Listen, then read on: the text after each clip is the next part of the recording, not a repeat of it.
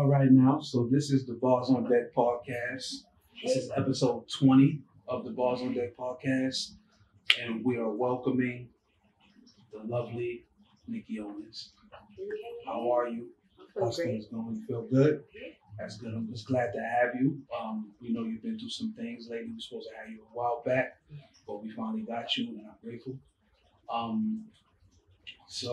I know you're a singer. Yeah.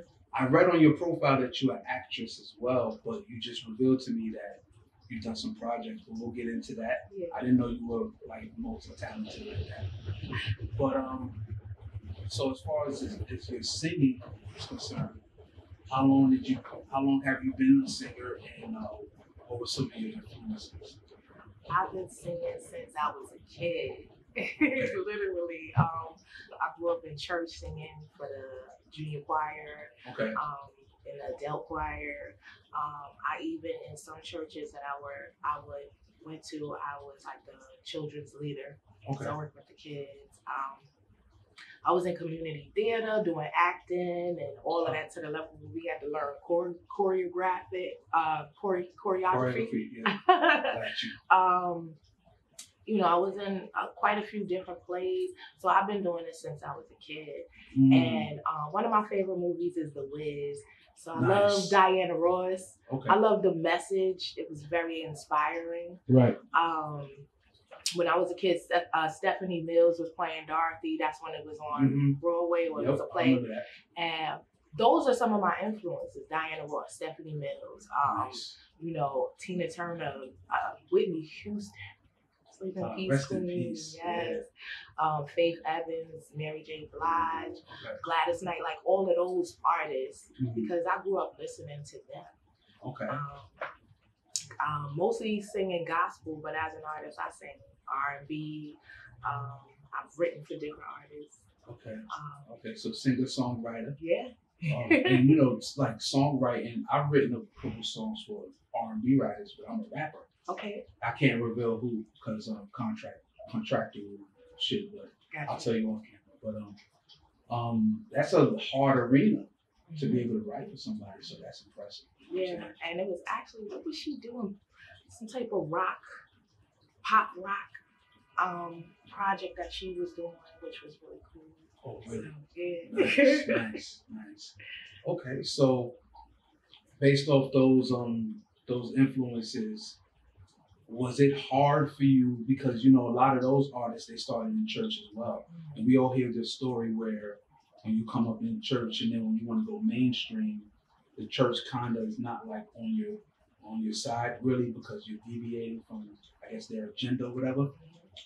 How was the transition between going from gospel into what you consider yourself to be a singer today? The transition for me wasn't too hard. Okay. Like, I know that I can sing gospel or I can sing R&B. Okay. For me, it was a choice to do what my heart wants to do. Right. So yeah, if you want to categorize me, you could say, oh, she's R&B or R&B soul or contemporary R&B. Okay. But I could sing pop, I could sing jazz. I can do a little bit of it all. Just not Afro though. So okay. I'm versatile. Okay. And then when you growing up in the church, you learn notes and how to sing them and things like that. Yeah. But for me, I just wanted to sing what was in my heart, whether it was gospel or whether it was R&B. Okay. So was it always in like your plan to like eventually sing how you wanted to sing, or did you see for yourself, all right, I'm gonna stay? Because gospel singers are actually blowing up these days. You know what I'm saying? Like, it's not like back in the day where gospel singer was just in gospel. Like, they putting out albums and they making, people are buying them shits too. So did you see yourself staying there or eventually becoming where you are now and growing and getting better? Always getting better. That's the first and foremost thing. Right. But for me, I just wanted to make, like I said, just make music from my heart. Absolutely. Whether it was gospel or whether it was R&B, I geared myself, I guess, more to R&B because I deal with my emotions and writing in that aspect. But you can also do the same thing for gospel. But at the time, gospel was still like when Kirk Franklin was out, we was like, yes. Yeah, he kind of changed the game. Changed the game hugely. Yes, it was like BB and CC Winans, Kirk Franklin. Oh my God, you know. Right. So for me now, I feel inspired to be more creative in gospel because I've been listening to some of the records like, oh, okay, you know, like all right, but it's still a positive message in it. So definitely inspired more now to do it because I can be free enough to express what I want to say without people feeling, because you know they get a little. Yeah. From time to time they do. And yeah. So. I hear you. All right, so I didn't want to like ask you a writing question so soon. I kind of lost my question as you were speaking. Let me see. I'm good at coming up with like these questions on the spot. So, when you first started singing mainstream versus now, right? Was it? It's another transitional question because I'm assuming you've been singing mainstream for a long time, right? Well, independently, not mainstream. No, like what I mean is not affiliated professionally. Right. Got you. Yes. So maybe from like the 90s, early 2000s to now. When I decided to start singing professionally. Yeah. I guess as a kid, I always knew that I wanted to sing and act professionally, right? Absolutely. But as I got into my teens, I became a mom. So it kind of just slowed all of that down. Okay. But then once my kids got to a certain age, then I was able to start working on my dreams gradually and still, you know, navigate being a mom and working and things like that. So, you know, and it's all about networking and who you know and just being out there doing it. And I just started doing it. So when you started doing it, of course, it seems like it came to you easy. This new generation of music, do you feel like you have to work harder to appease the fans that we have today? Because, you know, we're a lot older, so we come from a different cloth. And to survive today, it's like you have to basically make the same type of music that's out today. Do you feel like it's hard doing that, or do you like to stay in your lane? I love that question. No, I don't feel any pressure. I got you. Because if you listen to the music that they're playing today, a lot of it is samples. A lot of it is samples of 90s, 80s, 70s. Oh shit! That's all right. And a lot of times the young people will be like, what was the 90s like? And you know, they like that kind of music. And so no, I prefer to stay in my lane and be true to myself as an artist, because if I sound like everybody else, then who am I? True. You know, that's why I say right now for the last maybe 2 years going into this one, it's been who is Nikki Owens, because I want everybody to get to know who I am. I'm an artist. Absolutely. You know, and I can't sound like everybody else because where's my creativity? What are you buying? You know what I mean? So you're basically not in it for the numbers and the sales, more of the craft and it's creativity. in my soul. Right. And I want to create longevity for myself. Gotcha. And you know, a lot of artists, they're in it for the fame and for the money. And not to say that they can't create longevity, but you know, I want, when you put on a new Nikki Owens record, you're like, yeah. You know, you want them to feel it. It does something to your soul, like yeah. You know. So that's pretty much where I'm at. Okay. Yeah, because I asked that because me and my wife this morning, we listened to the song "What If," and that song is like almost. It told a story of me and her. We were great friends for a long time. She's been there. I've known her since maybe 15 years old. She's 36. Okay. So I've known her basically most of her life. And through my daughter's mom, through relationships that she's had, through all of these things, we've been there for each other. Okay.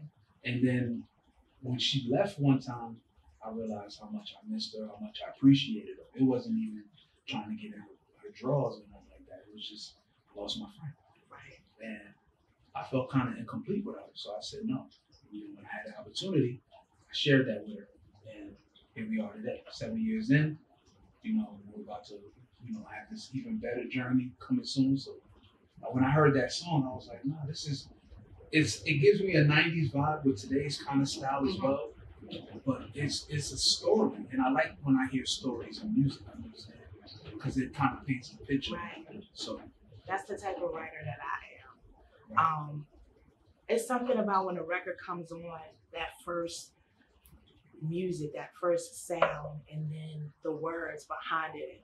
What is she saying? Like, I like to paint a picture when I'm writing a record, so that you get just the feel and the visual from it. Absolutely. And it definitely, like, I listened to it, even though it was a little snippet video. I listened to it a few times, and I was like, no, this is dope. You can watch the whole thing on YouTube. Copy that. Yeah, we can exchange YouTubes and all of that stuff, and then I'll definitely check that out. But I was like, wow, no. Because I was just asking her, because she's modest about her singing ability. She went to Boys Harlem Choir Academy. Okay. So she sung with them, and she learned how to do all that shit. Okay. She's like really nervous, so I don't like put her on the spot or anything. But me and her used to curate music together. Okay. So like professionally, I used to get paid for that. And when you listen to my record, so right. Thank you. Right, anytime. I love that. Yeah, man. Yeah. So that's just like like the vibe that we wanted to create by doing this show. Is we just wanted to be like paying homage to where talent is talent. You know what I'm saying? And making sure that y'all get your flowers. You know what I'm saying? Even though that's the term nowadays. We don't want you to never feel like you were appreciated. You know what I'm saying? Even if you don't go anywhere, we appreciate you. You're doing something for us. It's beautiful, and we respect it. So thank you. Yeah. So when I saw you had a playlist on your Instagram, and then there was a playlist, and there was one song by you, and I heard a snippet of the song, and I said, "Oh, this is a little different."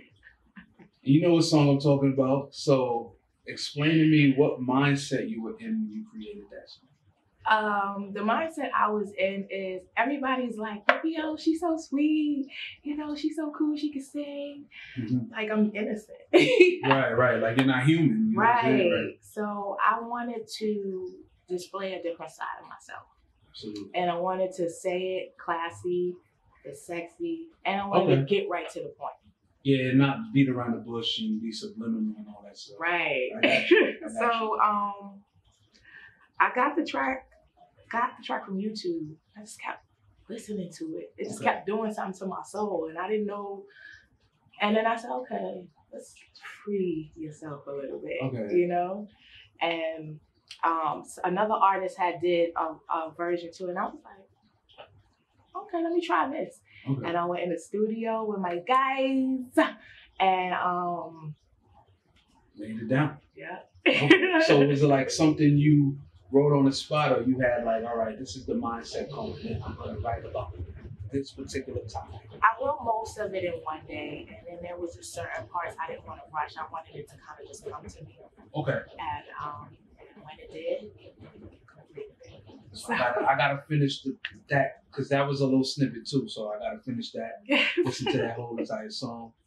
You know what I'm saying? Because that's the reason why I asked you about the transition, because that's what's selling today. You know what I'm saying? And I know that obviously it wasn't hard for you, but was it like different as far as like opening up yourself and letting the world know that that part of you is a part of you? Because a lot of women feel like that's private. Like the young girls today, they're whatever. They're saying whatever they feel. They're not holding back. But older women are like, you're not letting y'all get too much of that. I admire anybody who has the confidence to put it out there, however they put it out there. Right. It takes confidence to do that. And, we all human. And I wanted to display some of mine. and I wanted to do it in a tasteful way. And when you listen to the record, you like, till the chorus come in, take this pussy like a man. Yeah, because you like, I was like, what? Because I saw the art and I said, all right, the title is centered right in front of it.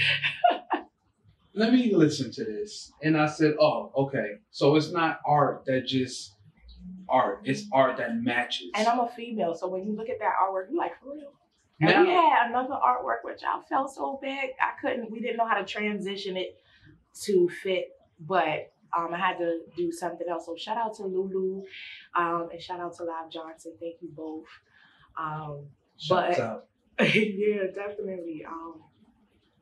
But that record was meant to do just what it does. And a lot of people love to hear me. When I go places, they're going to be like, you going to sing that song? And I'll be like, yes. It's a good opener because now you got the men and the women simultaneously. It's always my last song. Oh, you do that last? Mm-hmm. Wow. Because people are not expecting that. How I do my set is I'll research the venues I'm going to be in. I like to show up early and be on time for things. Okay. So I can get a feel. Like you did today, right? So I can get a feel of the atmosphere if I need to check in with the DJ, if there's a sound check, whatever it is. I want to fill the room when I get there so that I know, and then most of the time I already have an idea of what song I'm going to do when. So I prepare the DJ. Oh, okay.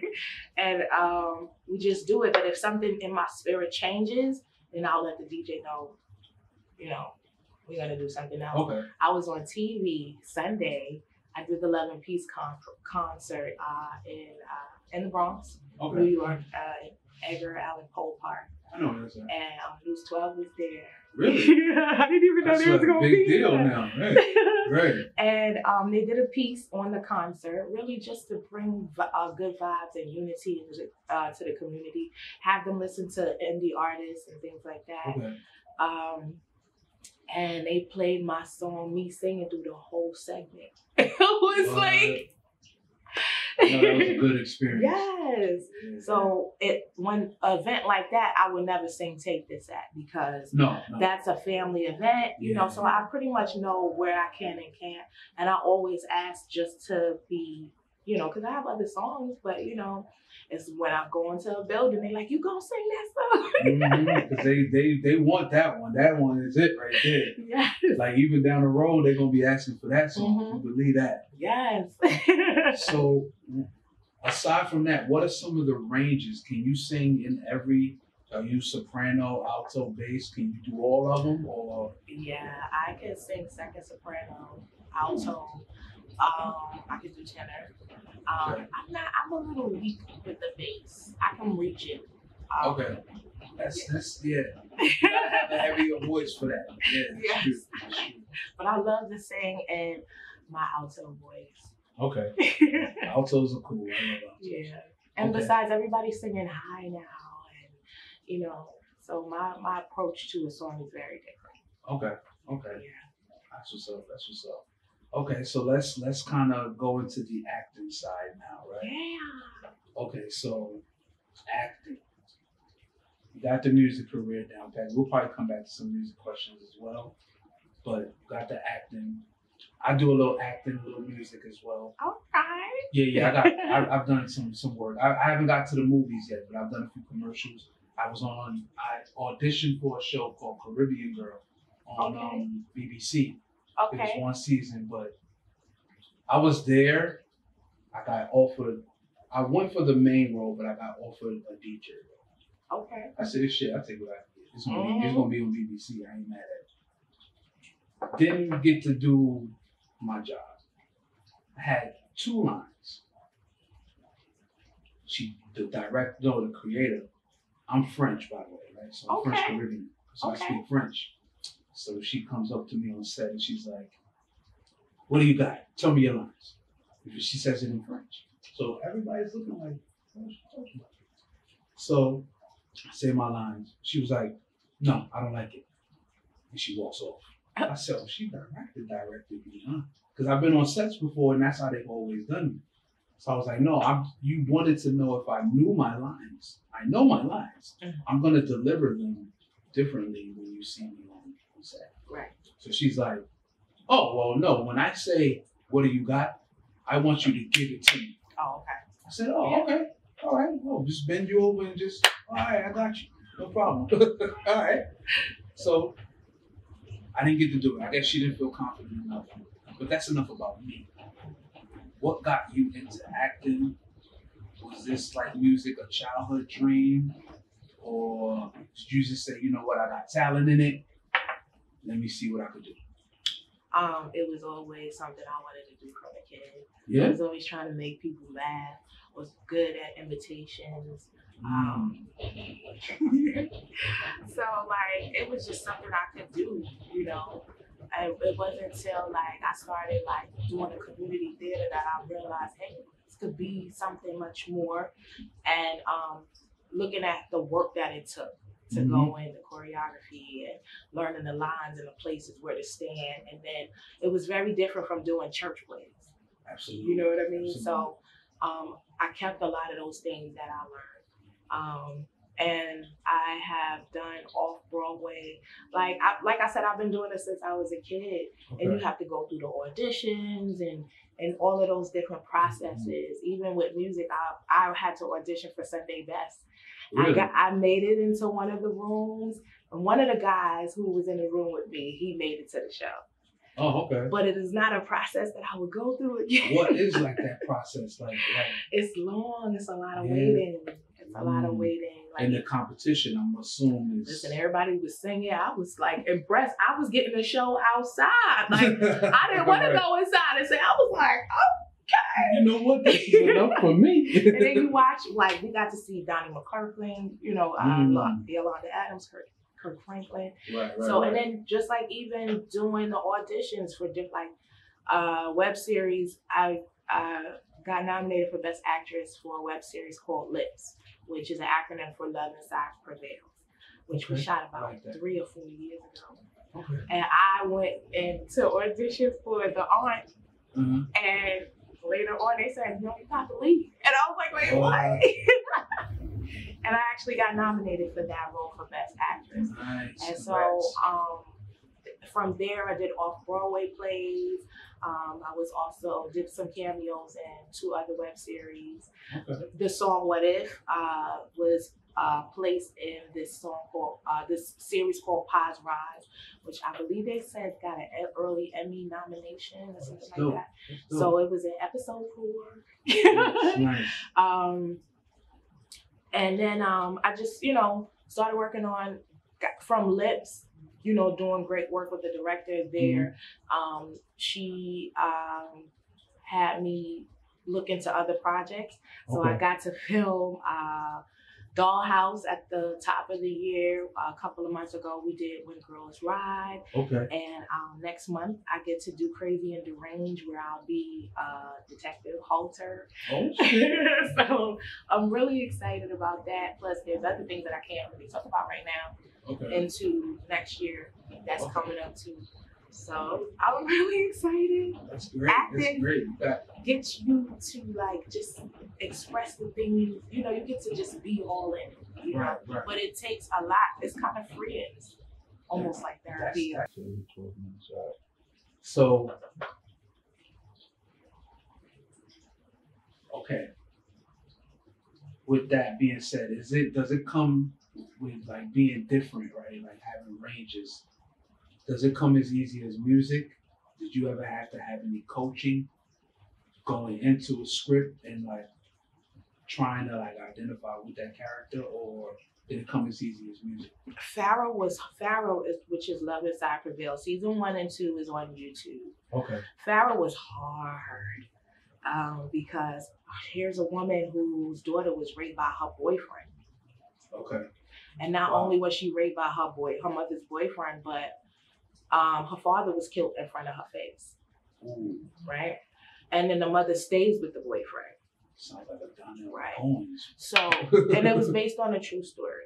Yeah. So we got, I guess for me, my prep and my coaching was because the young lady whose story it was also the producer.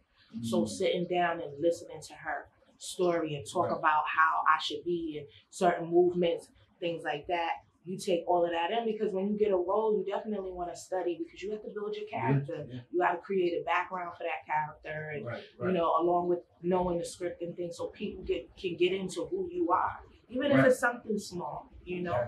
Exactly. So even working on Dollhouse and working around a lot of different actors who have been on some of these shows you see now on BET, I got to work with some of those, and we met some people who work with Tyler Perry. So because I had to go to Georgia to film Dollhouse. So it was so cool to just watch them. And you know, one lady said, I don't care what happens on set. She said, use it. Don't be upset, don't get mad, don't cut, just use it. You know what I'm saying? So I took that, and while we was filming at one point, I'm the nurse, so I'm trying to get the daggone glove on, and you know, I just remember her saying, use it. So I just kept going, you know? Yeah. So it's little things like that. I like to try to stay humble, because when you humble, you can learn. Hell yeah. You know, and I don't care who it's from, you know? So you want to be the best at what you do, you take those little things, you know? Yep. So, yeah. So have you met anybody famous yet on these sets, or? Like, yes, but I think she's on Saints and Sinners. That's my shit. Reese Odom. And then there's been a couple of actors that I've seen in different movies, and I was like, oh snap, I just filmed them, you know. That's what's up. That's what's up. So that was really cool. Just the experience, just being able to travel, and also I was behind the scenes, you know, so to learn that aspect of it as well. Yeah. And then I got a chance to talk to the director, who was like, oh, Pharaoh. He kept calling me Pharaoh because he watched Lips.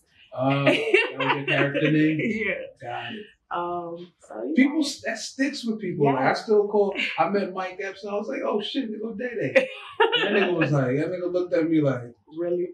That nigga, he looked at me like he wanted to curse me out. And then he was like he took a picture of me and shit, and he was vibing with me for like 10, 15 minutes. He was like, hey nigga, next time you see me, don't fucking call me no motherfucker.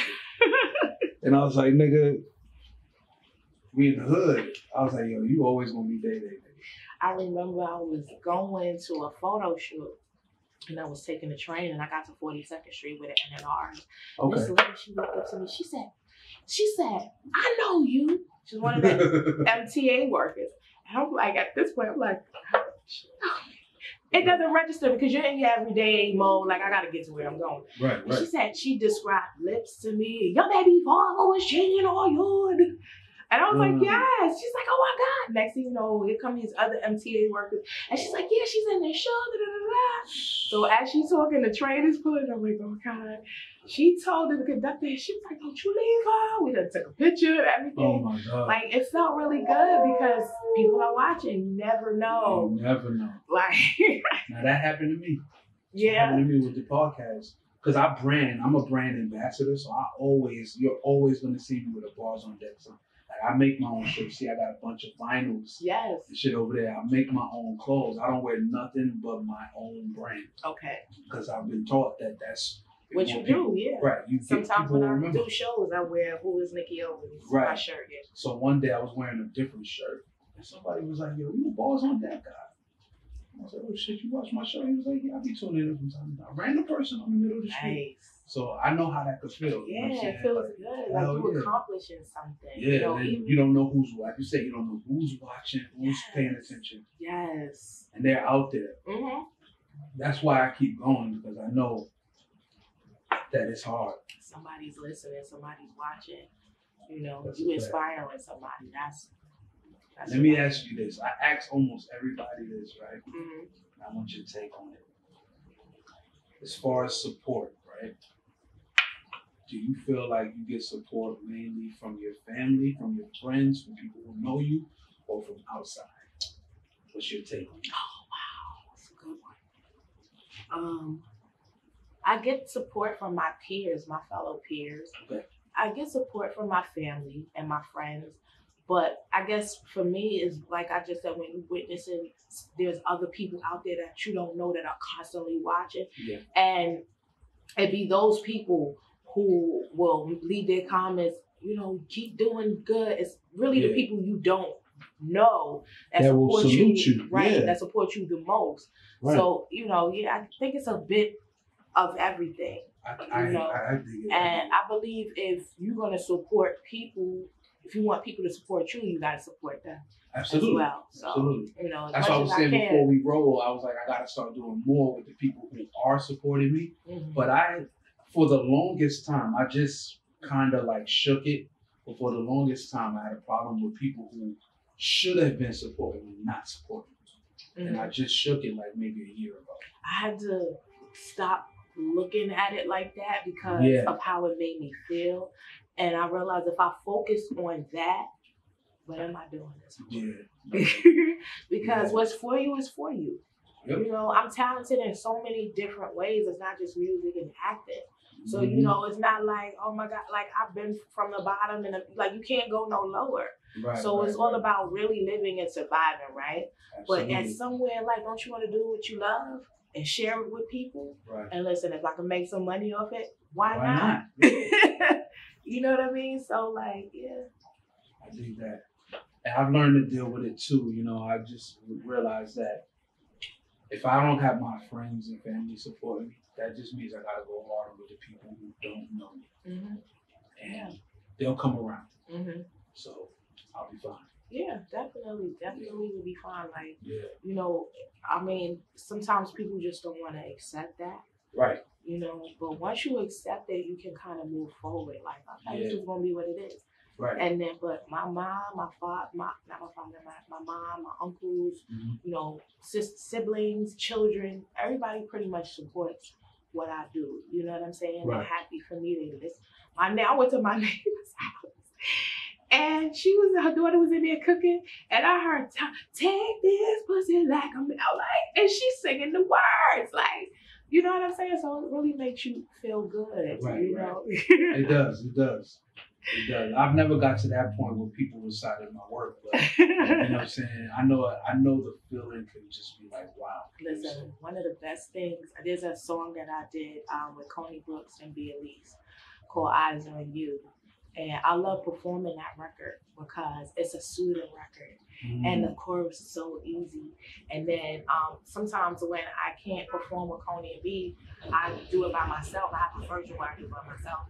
Okay. And I tell the audience, I need y'all to be my background singers, repeat after me. And when they start repeating the chorus and singing the chorus, and then they repeat after, it's like, to me, they might not think they sound good, but I don't care how you sound. You singing my song, and I love it. Crowd participation is a beautiful thing. Listen, I was playing that song at home, and Verizon came to fix my cable. Mm-hmm. And when they left, I could hear the dude walking down the hallway saying, "Eyes on you." See, so yes. See, that's how it is. Especially if you had it playing and playing and playing. I had like a bunch of my records playing. You never know who, people know whatever. And I told him, I said, "That's me. Go get the record." He was like, Okay, that's what's up. So as far as like, do you keep your ear to the street as far as like other indie artists, or like do you know a lot of people who's like not like incredibly great but not on yet? Yeah. There's quite a few. Coney Brooks, Dre Nicole. Oh my God, so many of them. Johnny Flores. Oh my God. Okay. So many of them, and I learned from them too. Like I love what they do, and I'm like, they should have been around a long time ago. Like, you know what I mean? So like, it's just fascinating to watch them grow and watch their journey as well. So yeah, of course. Have you ever heard of Jamie Woods? No. Incredible singer. I have to check him. Her. I have to check her. Oh man, she's phenomenal. Her and Moo Fresh. Moo Fresh. Yeah. Okay. Incredible. Jamie's out of Chicago. Okay. Incredible artist. I think that's where my inspiration comes from, listening to new artists. Yeah, because I found myself in this cycle, listening to the already people who I grew up listening to, and I felt myself as a writer in a rut in a little bit. Mm-hmm. So one day I was on set, and one of the producers had a playlist they were playing, and he sent it to me. And discovering these different artists, I was like, the melodies, the deliveries, you know, the vocals, the words. I was just like, oh my God. I was like starving myself. Because sometimes you're afraid to launch into that, you know, new thing, you know. Because a lot of it, you be like, what? But you know, it's people expressing themselves, so I'm down to definitely explore new artists. Right. Of course, why not? Nah, cause like I said, some of those artists, like you hear them, like the first time I heard them was at their show. Okay. And you're getting authenticity. Mm-hmm. So when you hear them, you're like, oh shit. Yeah. Whoa. Yeah. That girl can really go. Yeah. So you're like, no, nah, this is something serious right here. So you're feeling like when you're supporting her, you're not supporting the idea for you. So Jamie Woods, yeah. Mamuna Fresh. Yeah. That's like a sub name is Mamuna Fresh, but nobody would remember that, so she just said Mamuna Fresh. And she performs every year at the Harlem stage. That's what I want to get to. It's not hard. Really? She does it every year. It's like a tour. She's every year around November. She'll be in there for like 2 weeks. And she's. You ever heard of a song called Royal? Let me be your royal. Yes, it's that. She made a version because the white girl that sings it, she sings it her way. It's a white girl. Right. But she said she wrote it. Okay. But she sings her version. Okay. So I'm telling you, that song, when she performed it, I was like, wait a minute. I said, this mama, I was like, I heard a royal. She was like, no, not this way. Okay, Moo Fresh, I got to listen. Yeah, that song was fire. I was like, nah. She did it like a 2-hour concert. No problem. Can't wait to get there. Right. Wait to get there. Nah, she bodied that shit. And Jamie Woods, it was only $10 to get in her show. Nice. And she did a song with Chance the Rapper. Chance the Rapper? I like Chance. Yeah, both from Chicago. So she was. This girl had already been Grammy nominated. She ain't win, and she's regular. She's not even nominated. Yeah. Thank you. Right. Nah, she could blow. And there's so many more independent artists out there that are just killing it. You know what I'm saying? And big on the scene and coming up just like you. So that's why I asked if you heard of them. Because it's a community. I'm still learning the different artists, like when I go to shows, but it's like I meet so many people.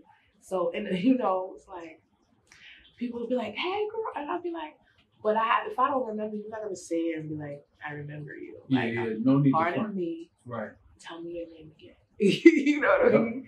So like, because you come across a lot of people, it's like hard. Yes. Yeah. So no, I'm definitely gonna check them out. Yeah, absolutely, should. And I'm gonna check out some of the artists once I look back at the footage and check some of the artists you mentioned because I'm looking for new talent all the time. So listen, they are dope. Exile, I mean, Titan of Rap, and there's DJs that are like CP the DJ also, I can't never remember how to pronounce his name right. But it's like so many dope artists, Clef, Voice. Yeah. So many dope artists out there, and Lulu Bars, oh my God, Cream Couture, they got Cash App. Like, it's so many, you know. So, you know, it's like, it's good stuff out there. Right. You know, we just help each other promote each other, and, you know, especially when I love something, it'll be right in my story. Go, girl. Right. Y'all better go follow her or him or whatever, you know. Yeah, ain't no shade over there. It's just straight positivity and love. Listen, for me, it's gotta be because I have to be free to make music. I gotta be free within myself, and I can't have issues, negativity, and be free to do that. Absolutely. So, listen, if it's not worth the stress, it is what it is. Case There you go. That's a fact. Let's see. So projects that you're working on. So you have the songs out now. Do you have anything following those up, or are you going to go into acting? What's your next move? Right now, I have a song with Keith Murray coming out. Keith Murray. Oh shit! Waiting on that promo. We remade the most beautifulest thing in this world. Really? Yes, we can. You got an opportunity to touch that? Yes. Wow. Yes. Pretty much just working on finishing my songs and my project. Okay. But right now, just doing shows here and there. Okay. Podcasts like yours. Absolutely. Just kind of promoting that way. Right. And then clearly acting. Still, Okay. it's like they kind of go hand in hand. So if I'm not physically in a movie, I'll always submit to different movies because everybody needs music. Yeah. So, you know, either way, I pretty much do everything myself. Like, I'm my own everything manager. Okay. So people are like, you stay busy because, you know, when you love what you do, you go out and you search and then people come to you.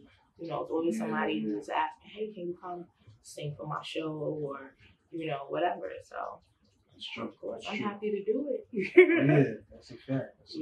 Definitely. So you got a little things in the works going forward. So there's nothing wrong with that because I always promote, you know, productivity.